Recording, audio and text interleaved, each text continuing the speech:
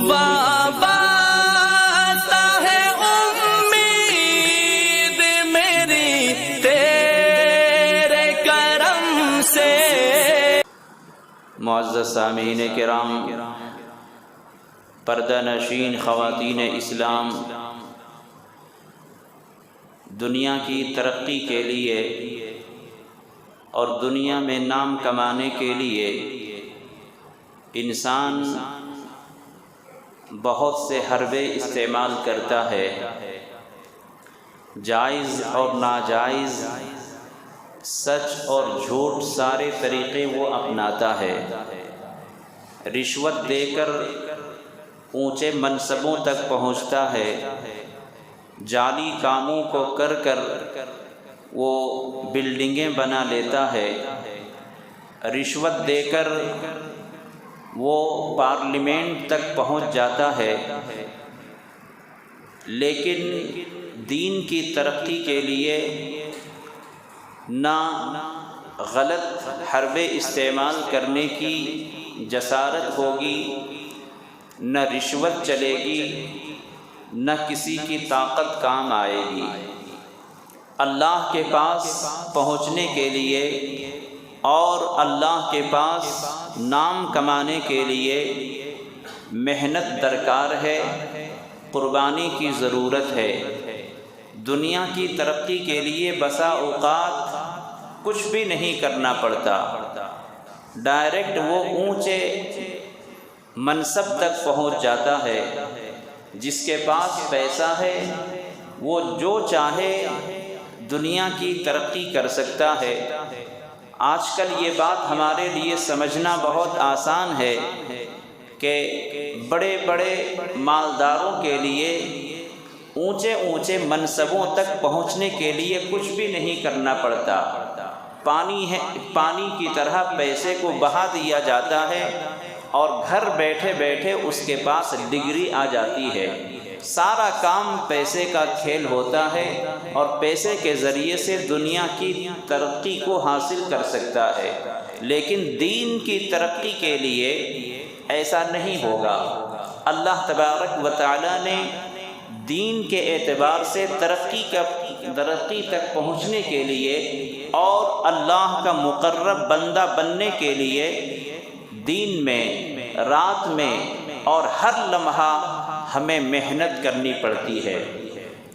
جس طریقے سے مچھلی کو آپ نے دیکھا ہوگا، مچھلی جب پانی میں رہتی ہے تو ہر وقت وہ اپنے پروں کو چلاتی رہتی ہے، اپنے آپ کو حرکت میں رکھتی ہے۔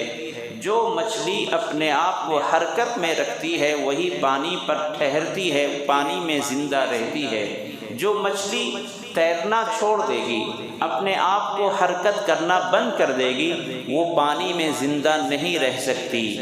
اسی طریقے سے دین کی ترقی کے لیے انسان کو ہمیشہ حرکت میں رہنا ہے۔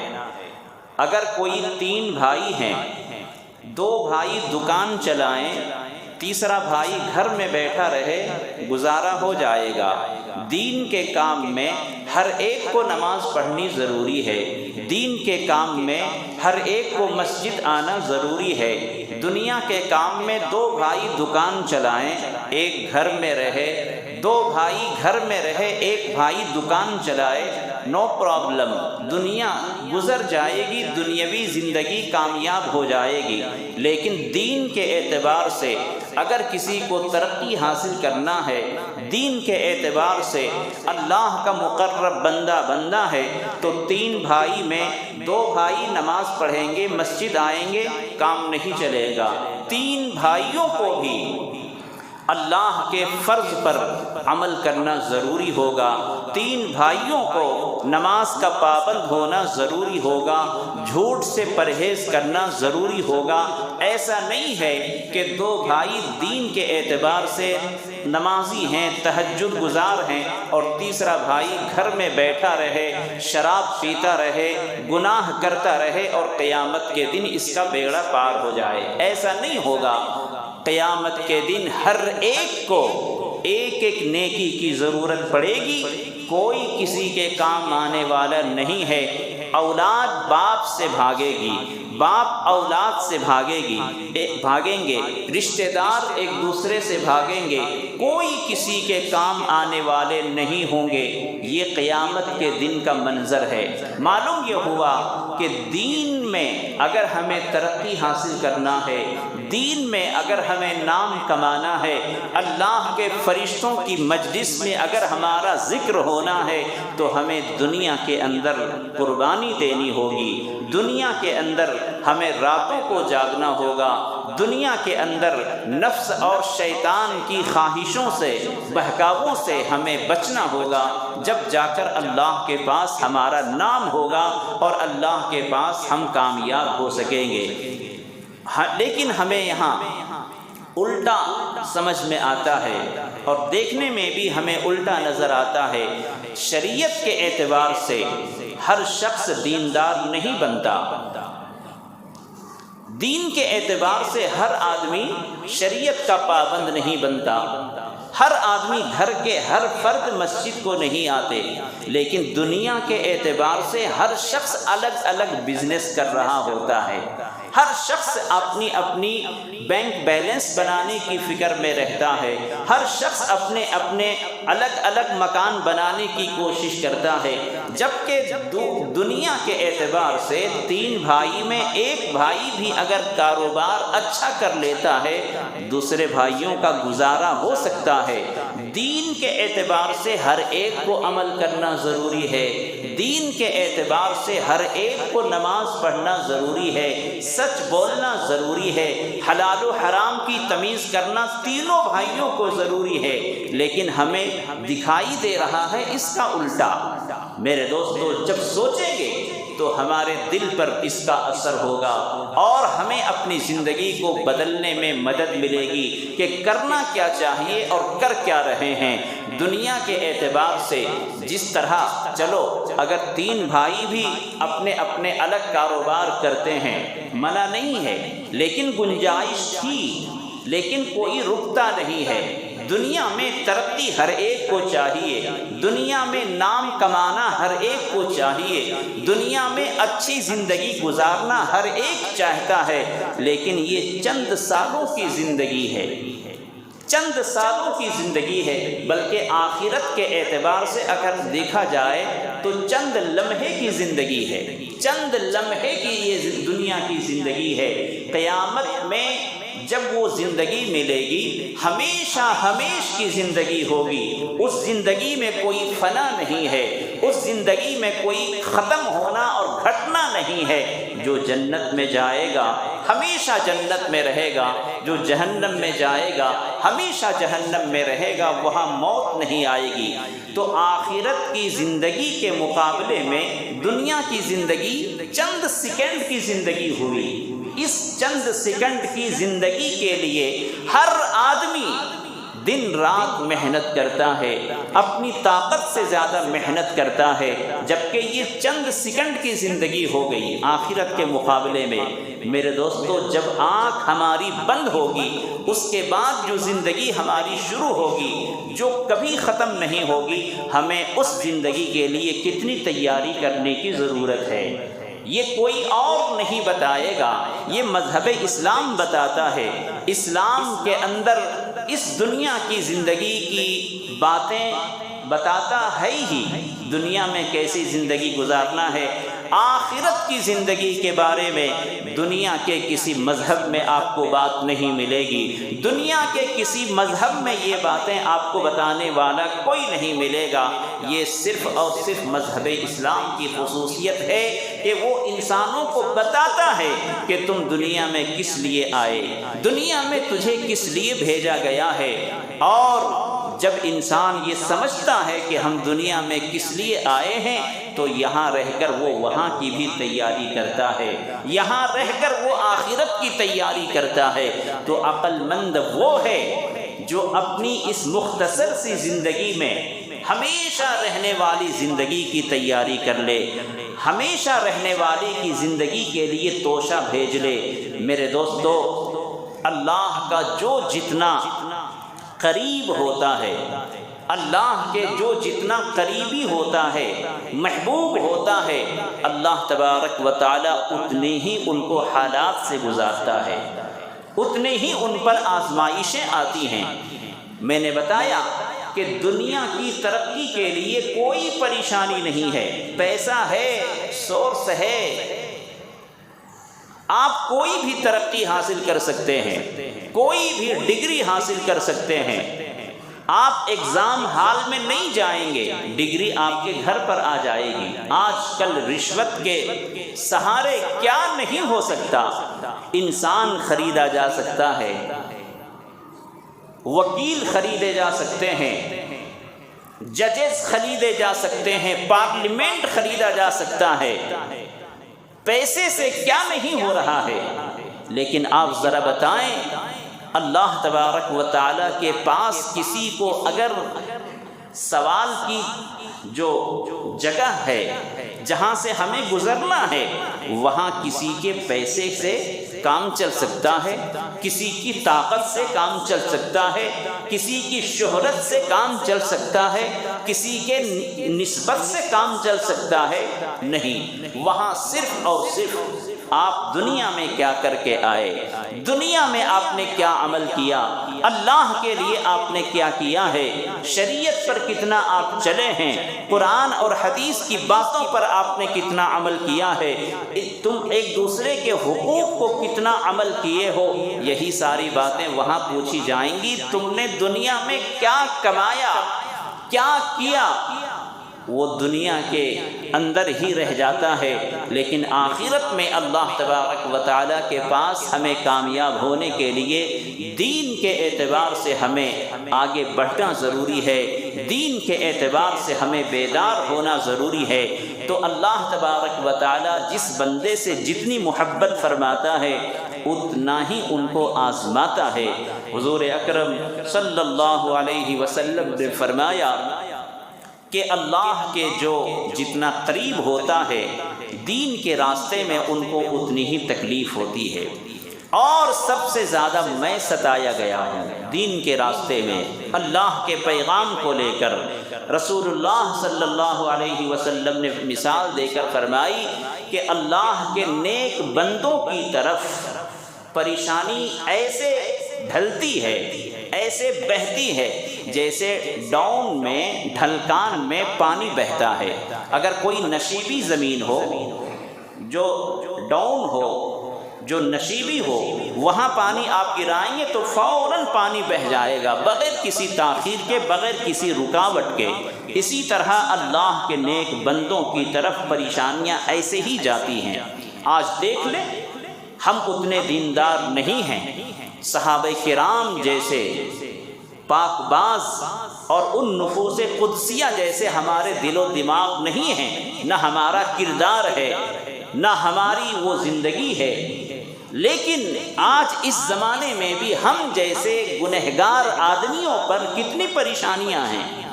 دین کے اعتبار سے آپ عمل کرنا چاہیں، کوئی نہ کوئی اڑچن آ جاتی ہے، کوئی نہ کوئی رکاوٹ آ جاتی ہے، اور یہ رکاوٹ دن بدن بڑھتی جا رہی ہے۔ تو اللہ کے احکام پر چلنے سے، اللہ کے احکام پر عمل کرنے سے پریشانیاں آئیں گی، یہ اللہ کے رسول صلی اللہ علیہ وسلم کا فرمان ہے۔ تو ان پریشانیوں کو ہمیں دیکھتے ہوئے ہمیں اللہ کے احکام پر عمل کرنا ہے۔ اگر اللہ تبارک و تعالیٰ کے احکام پر کوئی عمل کرتا ہے اور عمل کرتے کرتے کامیاب ہو جاتا ہے تو یہ انبیاء علیہم السلام کی سنت بھی ہوگی، اور ایمان کی بھی یہی شان ہے کہ ایمان والے کسی طوفان کی پرواہ نہیں کرتے، ایمان والے کسی دشمن جان کی پرواہ نہیں کرتے، وہ اللہ کے احکام کو دیکھتے ہیں، اللہ کی رضا اور خوشنودی کو دیکھتے ہیں۔ دنیا ناراض ہو جائے اس کو وہ پرواہ نہیں کرتے، اللہ اور اس کے رسول ناراض نہ ہو، ان کے سامنے یہی نظر میں اور ان کے پیش نظر یہی ہوتی ہے۔ میرے دوستو، میں نے قرآن کریم کی جو آیت پڑھی ہے، وَاتْلُ عَلَيْهِمْ نَبَأَ إِبْرَاهِيمَ، حضرت ابراہیم علیہ السلام کی شان میں یہ آیت کریمہ ہے۔ اللہ تبارک و تعالی اپنے محبوب سے فرماتا ہے، اے میرے محبوب، آپ ابراہیم کے بارے میں لوگوں کو بتا دیں، وہ کون تھے، ان کے ساتھ کیا ہوا۔ حضرت ابراہیم علیہ السلام کو اللہ تعالیٰ نے اپنا خلیل بنایا ہے۔ خلیل کسے کہتے ہیں؟ خلیل دوست سے بھی زیادہ شدت والی محبت کو خلیل کہا جاتا ہے۔ بے انتہا محبت اگر ہوتی ہے تو اس کو خلیل کہتے ہیں، خلت اسی سے ہے۔ تو حضرت ابراہیم علیہ السلام کو اللہ تعالیٰ نے اپنا خلیل کہا ہے کہ ابراہیم میرے خلیل ہیں۔ اب ایک دوست دوسرے دوست کو آزمائے گا، ایک دوست دوسرے دوست کو تکلیف دے گا؟ نہیں، ایک دوست دوسرے دوست کو آرام دیتا ہے، ایک دوست دوسرے دوست سے محبت کے نتیجے میں کیا نہیں ان کے لیے کرتا۔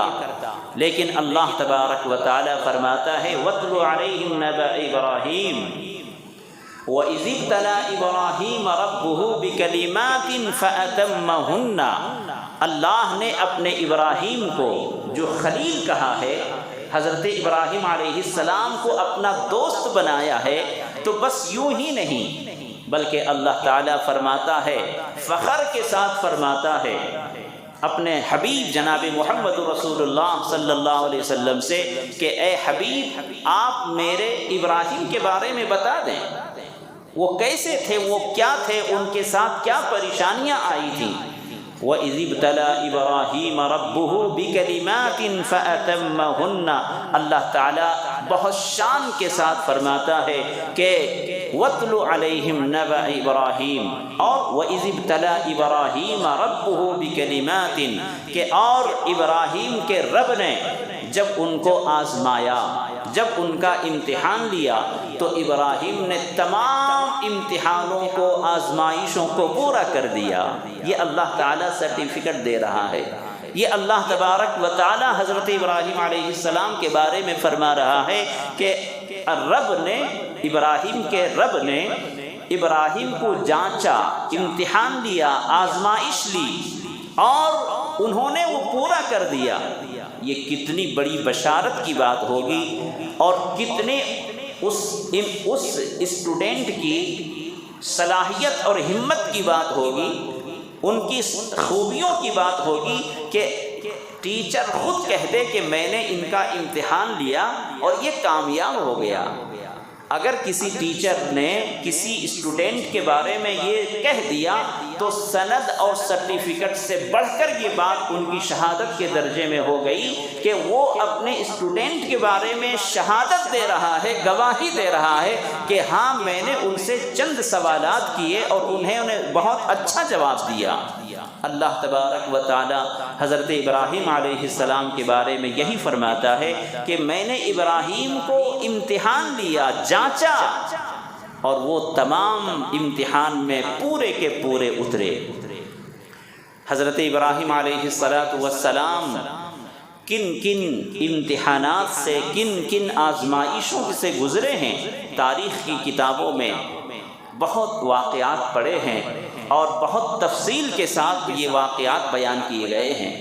حضرت ابراہیم علیہ السلام کے لیے اللہ تبارک و تعالی نے جو آزمائشی گھڑیاں اتاری، ان آزمائشی گھڑیوں کو ہم اگر سوچ لیں تو ہمارے رونگٹے کھڑے ہو جائیں، اور اس زمانے میں اگر ان واقعات کو کہا جائے تو شاید ہمیں یقین نہ ہو، لیکن یہ انبیاء علیہ السلام کے واقعات ہیں، قرآن میں درج ہیں، کوئی ان کا انکار نہیں کر سکتا۔ سب سے پہلے حضرت ابراہیم علیہ السلام کے لیے آزمائش یہ ہوئی کہ اللہ تعالیٰ نے حضرت ابراہیم علیہ السلام کو ایسے گھرانے میں پیدا فرمایا، ایسے گھر میں وہ پیدا ہوئے جس گھر میں صرف بت پرستی ہی نہیں ہوتی تھی بلکہ بت سازی ہوتی تھی۔ بت پرستی تو کہا جاتا ہے کہ کسی نے پتھر کی پوجا کر لی، بس ختم ہو گیا، لیکن وہ گھرانہ بت پرستی ہی کا نہیں تھا، بلکہ بت سازی کا تھا، یعنی بتوں کو بنانے کی فیکٹری تھی گویا کہ وہ گھر۔ حضرت ابراہیم علیہ السلام ایسے گھر میں پیدا ہوئے جس میں بت پرستی بھی ہوتی تھی، بت سازی بھی ہوتی تھی، پہلی آزمائش۔ اب حضرت ابراہیم علیہ السلام اس گھر میں کیسے رہتے ہوں گے اور اللہ کے احکام پر کیسے عمل کرتے ہوں گے؟ اس لیے کہ حضرات انبیاء علیہ السلام گناہ کرتے ہوئے دیکھ نہیں سکتے۔ جس طرح وہ گناہ کرتے نہیں تھے، اسی طرح گناہ ہوتے ہوئے دیکھ نہیں سکتے، وہ تڑپ جاتے تھے۔ جس طرح مچھلی کو پانی سے نکال دیا جائے، تڑپ کر دم دے دے گی، جان دے دے گی، اسی طرح انبیاء علیہ السلام گناہوں کو دیکھ کر تڑپ جایا کرتے تھے۔ اور اللہ کی طرف سے حکم ہوتا تھا انبیاء کو کہ وہ میری قوم، میری مخلوق کو، میرے بندوں کو دعوت حق دیں۔ حضرت ابراہیم علیہ السلام کو پہلا امتحان یہ ہوا اور پہلے امتحان میں آپ کو گزرنا پڑا۔ چنانچہ حضرت ابراہیم علیہ السلام نے اپنے والد آزر سے کہا، اذ قال لأبیہ وقومہ ما تعبدون۔ حضرت ابراہیم علیہ السلام نے پہلے پہل میں اپنے والد سے کہا، اذ قال لأبیہ، حضرت ابراہیم نے اپنے باپ سے کہا اور اپنی قوم سے کہا، وقومہ ماذا تعبدون، ما تعبدون، کہ یہ آپ کیا کر رہے ہیں؟ کہیں سے بھی پتھر لا کر اس کے سامنے سر کو جھکاتے ہیں، ہاتھ جوڑ کر کھڑے ہو جاتے ہیں، ان کے سامنے کھانے پینے کی چیزیں رکھتے ہیں۔ اچھا یہ کیا ہے؟ آپ ان کی پوجا کیوں کرتے ہیں؟ کیا یہ آپ کی آواز کو سنتے ہیں؟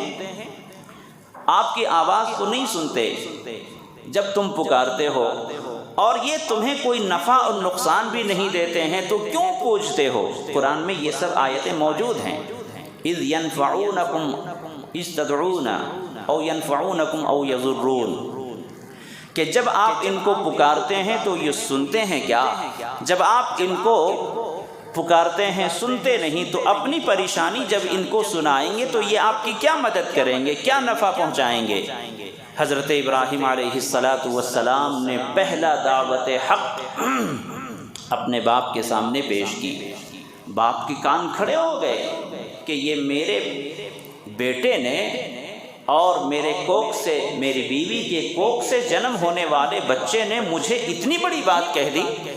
باپ کے کان کھڑے ہو گئے اور پھر بہت ساری باتیں ہوئی۔ وہاں سے دوسری آزمائش یہ ہوتی ہے، آج ہمارے یہاں ماحول کیا ہے کہ اگر باپ اپنے بیٹے کو مارے تو پڑوس والے بچانے آ جاتے ہیں، پڑوس والے مدد کرنے آ جاتے ہیں۔ حضرت ابراہیم علیہ السلام کا معاملہ الٹا تھا۔ باپ سے جب برسر پیکار ہوئے، باپ کو جب دعوت حق دی اور باپ نے انکار کر دیا، ٹھکرا دیا، تو قوم کی طرف آپ گئے اور قوم کو دعوت دی۔ تو دوسرا امتحان یہ تھا، سب سے پہلا امتحان کہ گھر میں بت سازی اور بت پرستی کے ماحول میں آپ پیدا ہوئے۔ دوسرا امتحان یہ کہ آپ کی قوم بھی بت پرستی میں بہت آگے تھی۔ حضرت ابراہیم علیہ السلام کی قوم بھی بت پرستی میں بہت آگے تھی۔ تو دوسرا امتحان، سب سے پہلی پریشانی ہے کہ اپنے خاندان والوں کو کیسے کہا جائے۔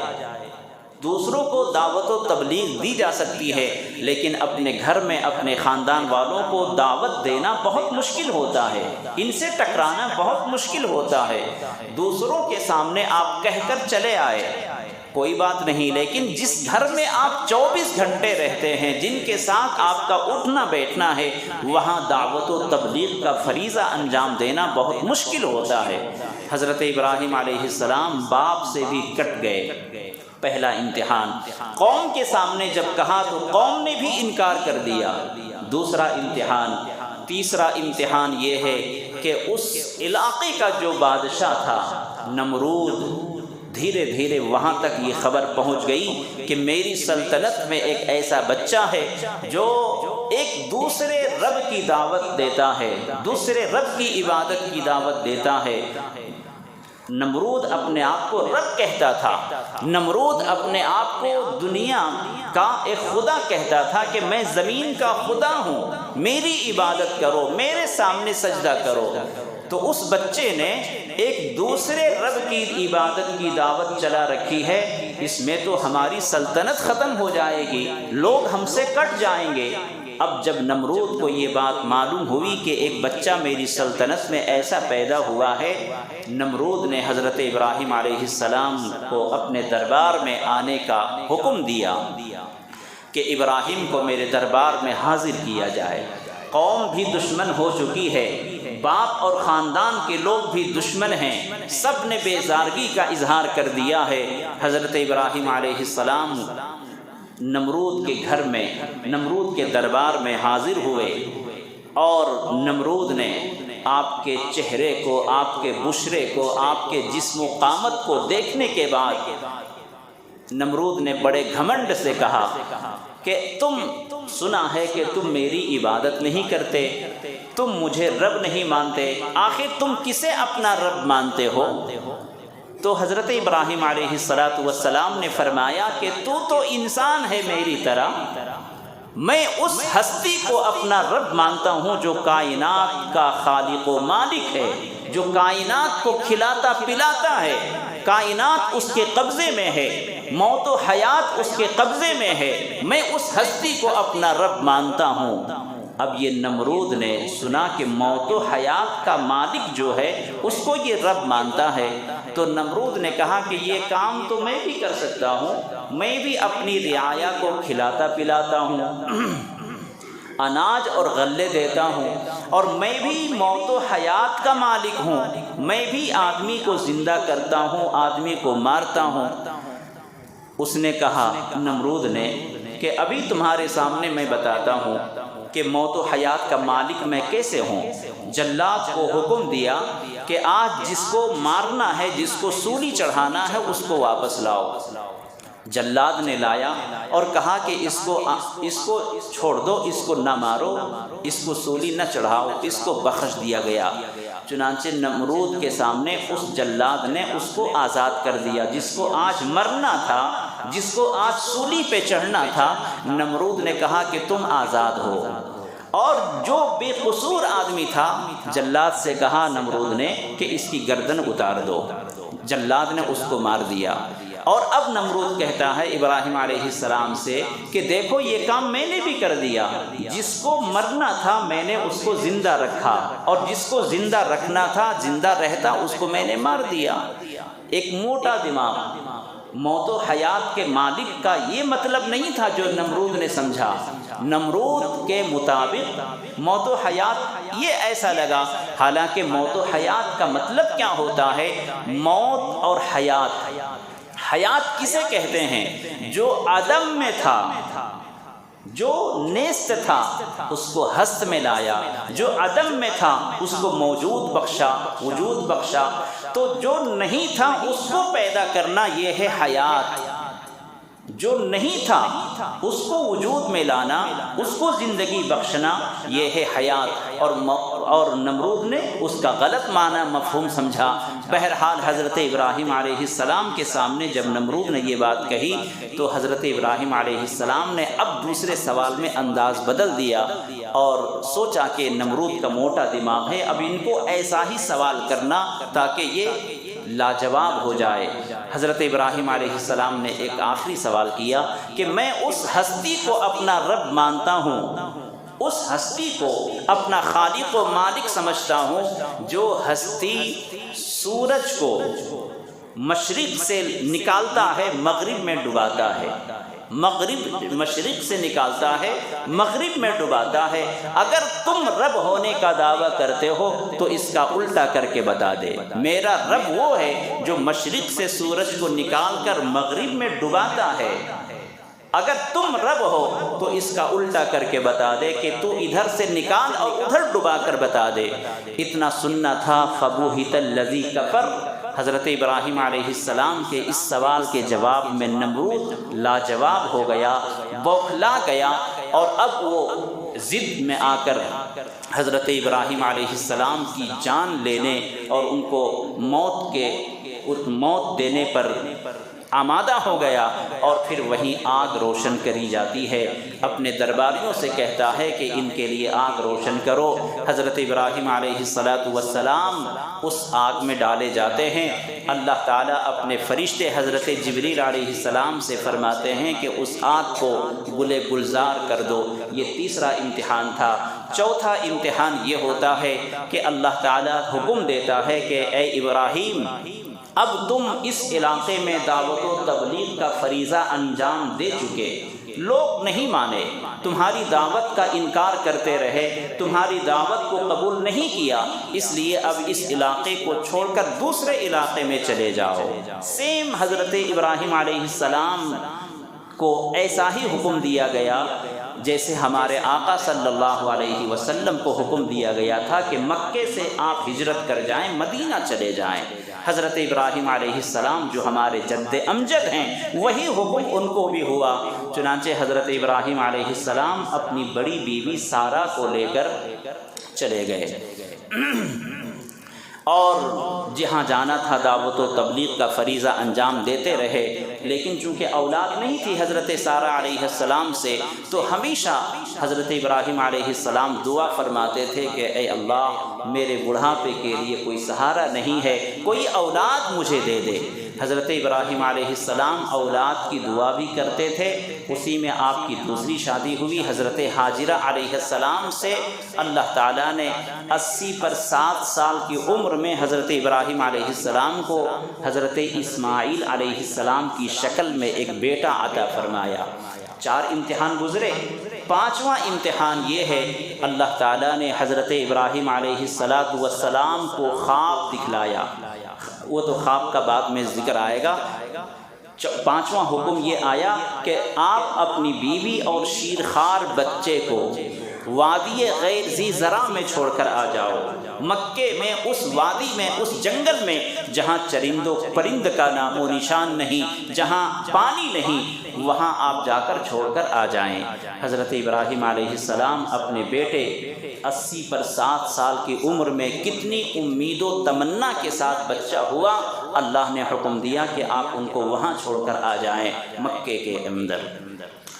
حضرت ابراہیم علیہ السلام اپنے شیرخوار بچے کو اور بیوی کو لے کر گئے، وہاں چھوڑا، اور اس کے بعد وہ خواب کا مرحلہ آیا۔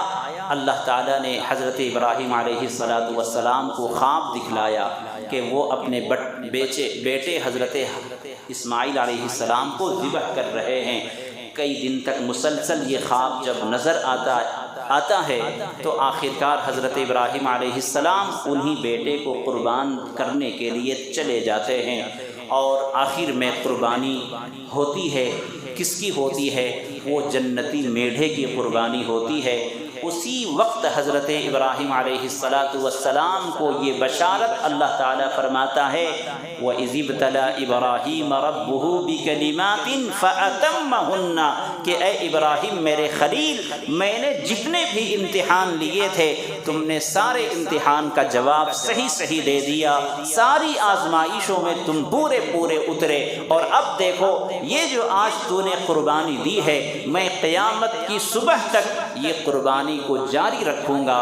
حضرت ابراہیم علیہ السلام نے جس میڑھے کی قربانی کی تھی، اس میڑھے کی قربانی قیامت تک ہوتی رہے گی، اور اس کی شکل یہی ہے جو ہم ہر سال قربانیاں ادا کرتے ہیں۔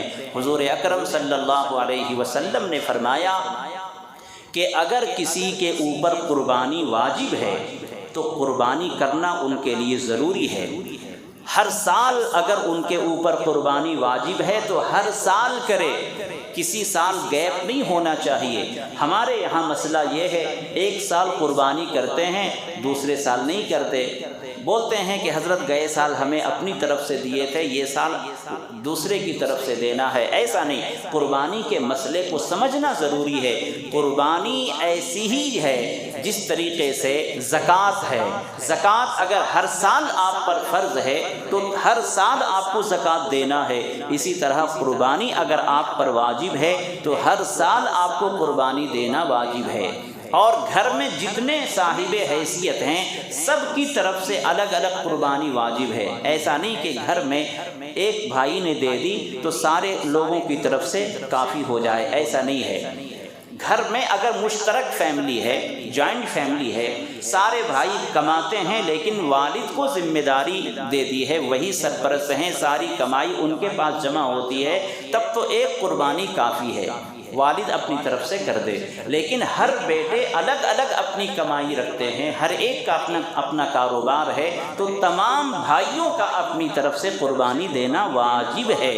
اگر کوئی قربانی کی استطاعت رکھتا ہے اور نہیں دیتا، اللہ کے رسول صلی اللہ علیہ وسلم نے بہت بڑی ڈانٹ پلائی ہے اور فرمایا ہے کہ جو قربانی کرنے کے لائق ہے اس کے باوجود وہ قربانی نہیں کرتا تو پھر وہ میرے عیدگاہ کی طرف نہ آئے، میرے مصلی کی طرف نہ آئے، ان کو آنے کا کوئی حق نہیں ہے۔ اور قربانی اگر کریں گے اس کا بے شمار ثواب ہے، بے شمار فضائل ہیں۔ اللہ کے رسول صلی اللہ علیہ وسلم نے فرمایا بِكُلِّ شَعْرٍ حَسَنَةٌ، قربانی کے جانور کے بدن پر جو بال ہے ان تمام بالوں کے برابر اتنی نیکیاں ان کو مل جاتی ہے۔ آپ بتائیں، بال کو آپ شمار کر سکتے ہیں؟ جانور کے بال کو آپ شمار نہیں کر سکتے، اللہ تبارک و تعالی ان بالوں کی مقدار سے بھی زیادہ آپ کو نیکیاں عطا فرماتا ہے۔ حضرت ابراہیم علیہ السلام سے تو بیٹے کی قربانی مانگی تھی اللہ نے، ہم سے بیٹے کی قربانی نہیں ہے، بیٹے کی قربانی کا مطالبہ نہیں ہے، جانور کی قربانی کا مطالبہ ہے۔ جو صاحب حیثیت ہیں وہ اپنی طرف سے قربانی ادا کریں، یعنی ضرورت کی جو چیزیں ہیں ان تمام چیزوں کے علاوہ اگر آپ صاحب نصاب ہیں اور آپ کے پاس اتنا مال ہے جو ضرورت سے زائد ہے تو آپ صاحب نصاب ہیں، قربانی کر سکتے ہیں۔ اور آج اس زمانے میں قربانی بہت آسان ہے، اگر آپ چھوٹے جانور کی قربانی کر رہے ہیں تو ٹھیک ہے، سبحان اللہ، لیکن اگر آپ کو اللہ تعالیٰ نے اتنی استطاعت نہیں دی ہے اس کے باوجود آپ قربانی کر سکتے ہیں، مشترکہ قربانی میں حصے لے کر، اور قربانی کرنا چاہیے۔ اس لیے حضور اکرم صلی اللہ علیہ وسلم نے ہر سال قربانی کی ہے۔ حضرت ابراہیم علیہ السلام کی اس سنت کو ادا کرتے ہوئے حضرت علی رضی اللہ عنہ ہر سال 2 قربانیاں کیا کرتے تھے، ایک اپنی طرف سے، ایک اللہ کے رسول کی طرف سے۔ تو ہمارے لیے بھی بہت اچھا موقع ہے، ہم قربانی کے فریضے کو کبھی ترک نہ کریں، کبھی نہ چھوڑیں۔ ابھی سوشل میڈیا پہ ایک خبر افواہ میں یہ پھیل رہی تھی، لیکن اس کی تردید ہو گئی ہے کہ گورنمنٹ کی طرف سے بڑے کی قربانی پر پابندی عائد ہو گئی ہے۔ یہ غلط خبر ہے۔ جہاں جہاں قربانیاں ہو رہی ہیں وہ قانون کے دائرے میں رہ کر قربانیاں ہوں گی، اس سال بھی ہوں گی اور انشاءاللہ ہوتی رہیں گی۔ ہاں، جہاں گنجائش نہیں ہے، جہاں مسائل کھڑے ہو سکتے ہیں تو وہاں آپ بڑے کی چھوڑ کر چھوٹے کی کریں، لیکن قربانی چھوڑنا نہیں ہے۔ جہاں جیسی گنجائش ہو، امن شانتی کو بحال رکھتے ہوئے اس فریضے پر عمل کرنا ضروری ہے۔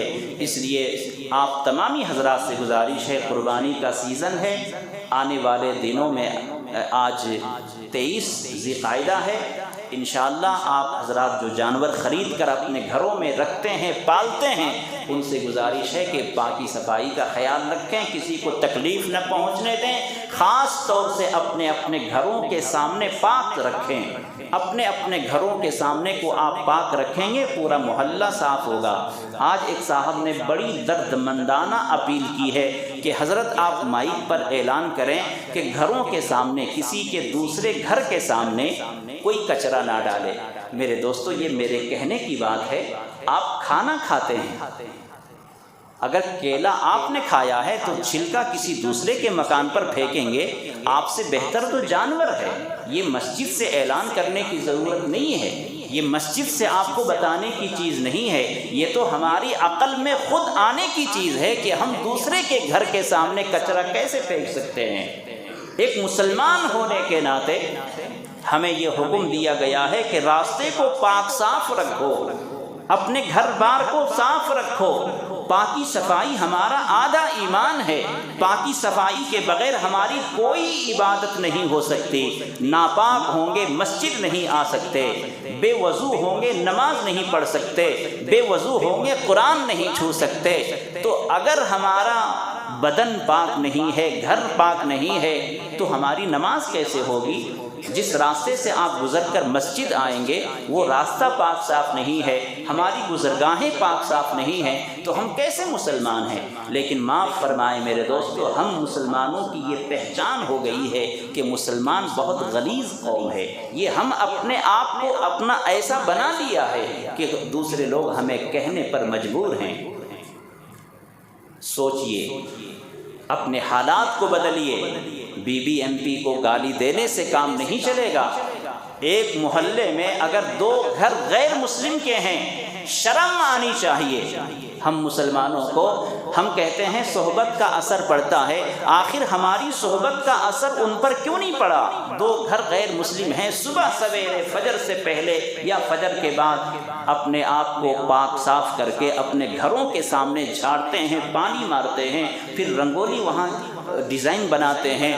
یہ سب وہ کس کا دیکھا دیکھی کر رہے ہیں؟ ان کے مذہب میں ہے، وہ کر رہے ہیں۔ کیا ہمارے مذہب میں نہیں ہے پاکی صفائی؟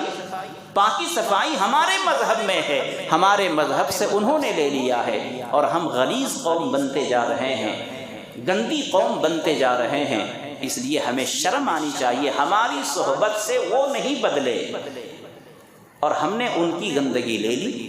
اس لیے کسی کے گھر کے سامنے کچرا پھینکنے سے پہلے شرم میں ڈوب جانا چاہیے۔ تمہارے گھر کا کچرا ہے، تم اپنے گھر میں رکھو، اپنے پلنگ کے نیچے رکھو، کسی کے گھر کے سامنے نہ ڈالو۔ بے شرمی کی بھی حد ہوتی ہے۔ بی بی ایم پی کی طرف سے گاڑی آتی ہے، سیٹی بجائی جاتی ہے، اس وقت آپ سوئے رہتے ہیں اور آرام سے 10 گھنٹے کو اٹھ کر آپ دوسرے کے گھر پہ سامنے ڈالتے ہیں۔ جو سہولتیں آپ کو حکومت کی طرف سے ہیں اس کو فالو کریں، انشاءاللہ گندگی نہیں ہوگی۔ ساری پابندیاں ہماری حرکتوں کی وجہ سے ہوتی ہیں۔ اس لیے میرے دوستو، بے شرمی نہ آنے پائے، انسانیت اپنے اندر پیدا کریں، اسلامی مزاج کو سمجھنے کی کوشش کریں۔ ایک مچھلی پورے تالاب کو گندا کرتی ہے، ایک آدمی کی طرف سے پوری قوم بدنام ہوتی ہے۔ ایک بلڈنگ میں ایک گھر کوئی ایسا ہوتا ہے، فل ساؤنڈ سے گانے بجاتے ہیں، پوری بلڈنگ والوں کی نیند حرام ہو جاتی ہے، تو چند لوگ ہی ہوتے ہیں جس کی وجہ سے پوری قوم بدنام ہوتی ہے۔ تو اس ایک گندے آدمی کو نکال پھینکنے کی ضرورت ہے جو پوری قوم کی بدنامی کا ذریعہ بنتے ہیں۔ اللہ تعالی ہمیں ان باتوں پر عمل کرنے کی توفیق عطا فرمائے۔ وآخر دعوانا ان الحمد للہ رب العالمین۔